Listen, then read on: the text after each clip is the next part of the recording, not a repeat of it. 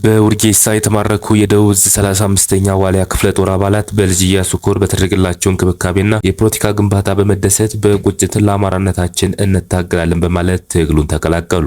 የኢትዮጵያ ከፍተኛ ባለስልጣናት ቡሬን ጎበኙ። በእስር ላይ የሚገኙ የቀድሞ ሰላም ሚኒስትር ዴኤታ አቶ ታዬ ደንዳ ዛሬ ፍርድ ቤት ቀርበዋል። ደብረ ማርቆስ ከተማ ውስጥ የአድማ ብተና አዛዡን ኢላማ ያደረገ ጥቃት ሲፈጸም በዊ ፖሊስ ጣቢያ ላይም ጥቃት ተፈጽሟል። በአማራ ፋኖ ብሔራዊ አፋባ ምስራቅ አማራ ቀጠና ሚኒሊክ ዕዝ የመቄት ወረዳ ጊዜያዊ የሲቪል አስተዳደር መዋቅር የተዘረጋ ሲሆን ወረዳውን ያሉትን 36 ቀበሌዎች በ3 ንዑስ ወረዳዎች በማዋቀርና በቀጠናው የሚገኙ የፋኖ ኃይሎችን ስንቅና ትጥቅ በማሟላት እንዲሁም የወረዳውን ህዝብ የፍትህና አስተዳደር ጉዳዮች በበላይነት የሚመራ 7 አብይ ኮሚቴዎችን ማዋቀር ተችሏል።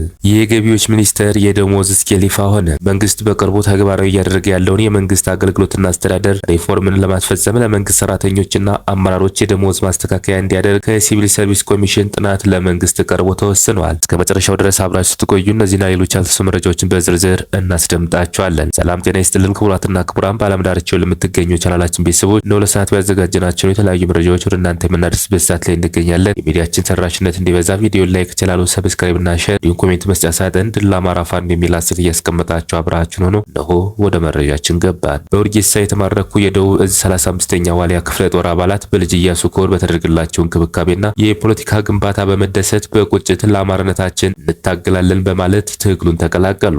የአማራ ፋኖ ብሔራዊ ኃይል ምስራቅ አማራ ቀጠና ሚኒሊክ ዕዝ ልጅ ኢያሱ ኮር በቀን 8/02/2018 ዓ.ም በሰሜን ወሎ ዞን በሀብሮ ወረዳ በውርጌሳ ከተማ በተካሄደ ውጊያ ለተማረኩ የ35ኛ ዋሊያ ክፍለ ጦር አባላት ላይ ዛሬ ማለትም ቀን 13/02/2018 ዓ.ም የአማራ ህዝብ የትግል መነሻና አሁን የደረሰበት አጠቃላይ ቁመና በኮምፒውተር በተደገፈና በተንቀሳቃሽ ምስል የታገዘ በአማራ ህዝብ ላይ የደረሰውን አሰቃቂ መዋቅራዊ የዘር ማጽዳት ለማሳየት ሙከራ ተደርጓል። በመሆኑም የመከላከያ ሰራዊት አባላት የከረሙት በቄለም ወለጋ አካባቢ በመሆናቸው በአማራው ላይ ሲሰራ የነበረውን ደባ ባይን ናየው ስለነበረ እኛም መውጫትን እንጂ የመከላከያው ተቋሙ ራሱ አማራ ጠል መሆኑን በተደጋጋሚ ጊዜ በትናንሽ ጥፋት በግፍ በተረሽኑ ጓዶቻችን የተማርንበት ቢሆንም ጥለን ለመውጣት መውጫ ቀዳዳ ስንናፍቅ እንደነበርና ፈጣሪ ፈቅዶ ዛሬ ከእናንተ ጋር አገናኝቶናል ሲሉ በደስታ ተናግረዋል። መጨረሻም በመላው አማራ እየተደረገ ባለው ሰፊ አውደ ውጊያ ምክንያት ወደ ቤተሰብ የሚያስኬደን ምንም ምቹ ሁኔታ ስለሌለ የልጅ ኢያሱ ኮር አባል በመሆን ከወንድሞቻችን ጋር ለአማራነታችን እስከ መጨረሻው እንታገላለን በማለት ሰራዊቱን ተቀላቅለዋል። የኢትዮጵያ ከፍተኛ ባለስልጣናት ቡሬን ጎበኙ። የኢትዮጵያ ፌዴራል መንግስት ከፍተኛ ባለስልጣናት፣ የጦር አዛዦችና የአፋር ክልል ባለስልጣናት ኤርትራ ድንበር አጠገብ የምትገኘውን ስልታዊቷን የቡሬ ከተማን ጎበኙ። ጠቅላይ ሚኒስትር አብይ አህመድ፣ የምስራቅ አፍሪካ ጉዳይ አማካሪ ጌታቸው ረዳ፣ ኢትዮጵያ የብሔራዊ መረጃና ደህንነት አገልግሎት የበላይ ኃላፊ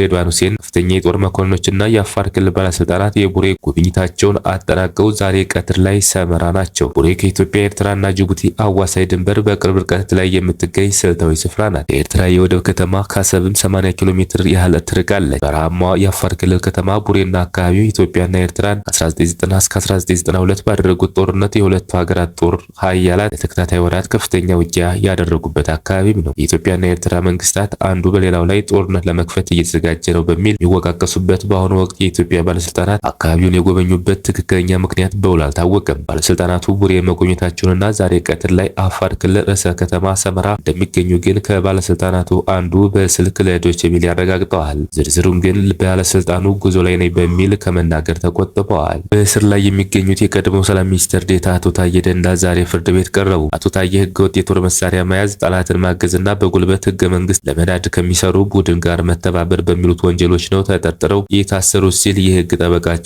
አቶ አበራ ንጉስ ለቲክቫ ኢትዮጵያ ገልጸዋል። የደንዳ ተጠርጥረው በተከሰሱበት ወንጀል በዋስ መብት ከተለቀቁ ከተወሰነ ወራት በኋላ ዳግም ቦታ 5 ቀን 2017 ዓ.ም ታስረው በቂሊንጦ ማረሚያ ቤት ይገኛሉ። በተጠረጠሩበት ወንጀሎች የመጨረሻ ውሳኔ ለመስጠት ልደታ ፌዴራል ከፍተኛ ፍርድ ቤት ጸረ ሽብር ችሎት ሐምሌ 30 ቀን 2017 ዓ.ም ቀጠሮ ሰጥቶ ነበር። የአቶ ታዬ መዝገብ ተመርምሮ ዛሬ ውሳኔ ለመስጠት ቢቀጠርም ፍርድ ቤቱ በተደራረበ ስራዎች መዝገቡን አጣርቶ ውሳኔ ለመስጠት ጊዜ አለማግኘቱን ገልጾ ተለዋጭ ቀጠሮ ሰጥቷል። በዛሬው ችሎት ከሳሽ አቃቢ ህግ እንዳልቀረበ ጠበቃቸው አቶ አበራ ተናግረዋል። የአቶ ታዬ የአንዳ ጠበቃ አቶ አበራ ንጉስ ደንበኛቸው ከዚህ ቀደም ታስረው ባሉበት የሰብአዊ መብት ጥሰቶች ደረሰባቸው ለፍርድ ቤቱ አቤቱታ አቅርበው በጉዳዩ ላይ ትዕዛዝ አለመስጠቱን እንዲሁም ከ2 ወር ቆይታ በኋላ መዝገባቸው ተመርምሮ አለማለቁ ቅር እንዳሰኛቸው ለችሎቱ ማስረዳታቸውን ገልጸዋል። ሆኖም የፌዴራል ልደታ ከፍተኛ ፍርድ ቤት ጸረ ሽብር ወንጀል ችሎት ውሳኔ ለመስጠት ለጥቅምት 24 ቀን 2018 ዓ.ም ተለዋጭ ቀጠሮ ሰጥቷል ሲሉ አቶ አበራ ንጉስ ለቲክፋ ኢትዮጵያ ተናግረዋል። ደብረ ማርቆስ ከተማ ውስጥ የአድማ ብተና አዛዡን ኢላማ ያደረገ ጥቃት ሲፈጸም በዊ ፖሊስ ጣቢያ ላይም ጥቃት ተፈጽሟል።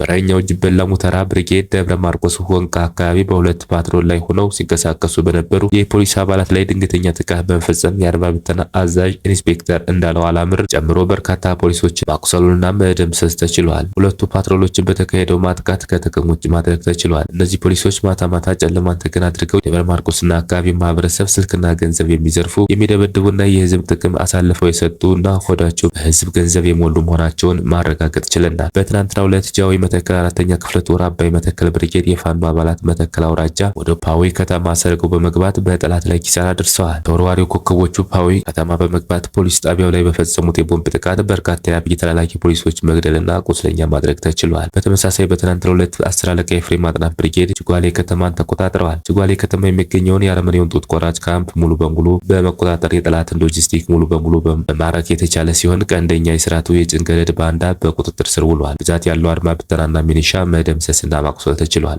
በአማራ ፋኖ ብሔራዊ ኃይል አፋብኃ ምስራቅ አማራ ቀጠና ሚኒልክ ዕዝ የመቄት ወረዳ ጊዜያዊ ሲቪል አስተዳደር መዋቅር የዘረጋ ሲሆን ወረዳው ያሉትን 36 ቀበሌዎች በ3 ንዑስ ወረዳዎች በማዋቀርና በቀጠናው የሚገኙ የፋኖ ኃይሎች ስንቅና ትጥቅ በማሟላት እንዲሁም የወረዳውን ህዝብ የፍትህና አስተዳደር ጉዳዮችን በበላይነት የሚመራ 7 አብይ ኮሚቴዎችን ማዋቀር ተችሏል። አንደኛ ዋና አስተዳደር መምህር በሪሁ እንደምሌ፣ ሁለተኛ ምክትል አስተዳደር 50 አለቃ መንግስቱ ካሳ፣ ሶስተኛ ሰላምና ደህንነት ወታደር መንግስቱ ያለው፣ አራተኛ ፖለቲካ ዘርፍ ጌታውን ባዬ፣ አምስተኛ ማህበራዊ ዘርፍ ወታደር አዳነ መንግስቴ፣ ስድስተኛ ፋይናንስ ኃላፊ ቢራራ ጸጋ ነው፣ ሰባተኛ ሎጂስቲክ ኃላፊ ሳሙኤል አያሌው። ላይ በአብይ ኮሚቴነት በተቀመጡ ስር የሚሟሉ ነገር ግን በዝርዝር ያልተቀመጡ ኮሚቴዎች በድርጅት የሲቪል መመሪያ መሰረት የሚሟሉ አሉ። የንዑስ ወረዳ መዋቅሮች በተመለከተ ከላይ የተቀመጠው አብይ ኮሚቴ የሚያደራጀው ሲሆን ከማህበረሰቡ ጋር በጋራ የሚሰራ ይሆናል። የገቢዎች ሚኒስቴር የደሞዝ ስኬል ይፋ ሆነ። መንግስት በቅርቡ ተግባራዊ እያደረገ ያለውን የመንግስት አገልግሎትና አስተዳደር ሪፎርሙን ለማስፈጸም ለመንግስት ሰራተኞችና አመራሮች የደሞዝ ማስተካከያ እንዲያደርግ ከሲቪል ሰርቪስ ኮሚሽን ጥናቱ ለመንግስት ቀርቦ ተወስኗል። በዚሁ መሰረት ከመስከረም 1 ቀን 2018 ዓ.ም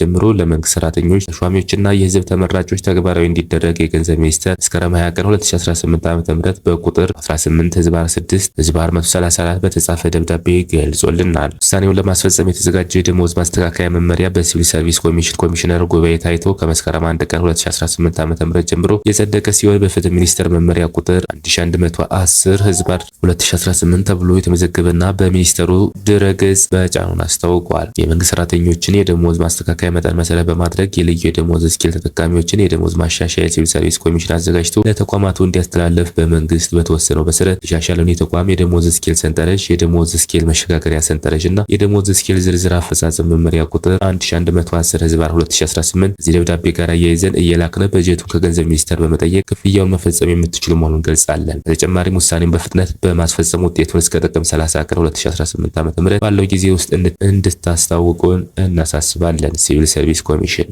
የድሮን ጥቃትን እንዴት እንከላከል? እይታን መቀነስ። ድሮኖች መጀመሪያ ቅኝት ስለሆነ የሚያደርጉት በተቻለ አቅም ከድሮን እይታ ውጭ ለመሆን መሞከር። ይህንንም ለማድረግ ከአካባቢው ጋር የሚመሳሰል አልባሳትን መጠቀም። ለምሳሌ ከመልክዓ ምድር ጋር አቀማመጥ ጋር ሊያንጸባርቁ የሚችሉ ማንኛቸውንም አይነት ነገሮች ማስወገድ። ለምሳሌ የመሳሪያ ካዝና፣ ነጭ፣ ቢጫ አልባሳት። ድሮኑ ቅኝት አድርጎ እስከሚጨርስ ድረስ ሽፋን ያለው ነገር ውስጥ መሆን። ለምሳሌ ደን ካለ ወደዛ ውስጥ መግባት። ከለላና መከታ ያለባቸው ቦታዎች በፍጥነት መጠቀም። የኤሌክትሮኒክስ መሳሪያዎችን አለመጠቀም። ድሮኖች የሬዲዮ ምልክቶች ወይንም የሞባይል ስልክ እንቅስቃሴ መለየት ይችላሉ። ስለዚህ በተቻለ መጠን የስልክ ኔትወርካችንን ሙሉ ለሙሉ ማጥፋት አስፈላጊ ነው። ድምጻችን መቀነስ። ድሮኖች ድምጽን የሚለይ መሳሪያ ስላላቸው ጫጫታዎችን መቀነስ አስፈላጊ ነው። ይህንንም በሚገባ ለመተግበር በእጅ ምልክቶች ለመግባባት መሞከር። ይህ ደግሞ በፋኖ የስልጠና ወቅቶች ጊዜ በደንብ ይሰጣል። ብርሃን መቀነስ። በተለይ ድሮኖች ጥቃት የሚያደርሱት በሌሊት ከሆነ ቦታዎችን ሊያሳዩ የሚችሉ ነገሮች ለምሳሌ የእጅ ባትሪ፣ የሞባይል ስክሪን መብራት፣ ሲጋራ፣ ጫጫታ መቀነስ ወይንም ለብርድ ተብሎ የሚቀጣጠል እሳትን አለመጠቀም። ማዘናጋት። ድሮኖች ቦታዎች ቅኝት ካደረጉ በኋላ